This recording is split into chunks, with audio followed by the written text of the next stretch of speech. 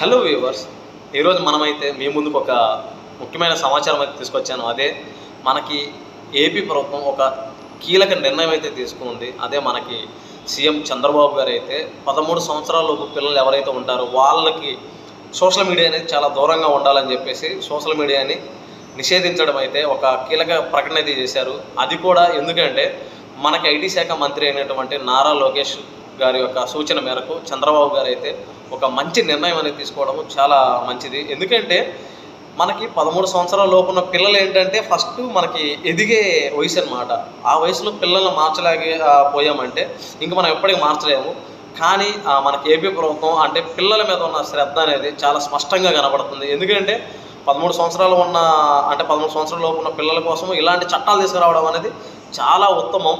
ఇంకోటి ఏంటంటే మనకి పొరుగున రాష్ట్రమైనటువంటి కర్ణాటక కూడా ఇలాంటి నిర్ణయమే తీసుకోబోతుంది. వాళ్ళు ఏంటంటే ఇంకొంచెం ముందడుగేశారు. 16 సంవత్సరాల లోపున్న పిల్లలకి మనం ఒక చట్టం అనేది తీసుకొద్దాము, సోషల్ మీడియాని బ్యాన్ చేద్దామని వాళ్ళు కూడా ఒక కీలక ప్రకటన అయితే చేశారు.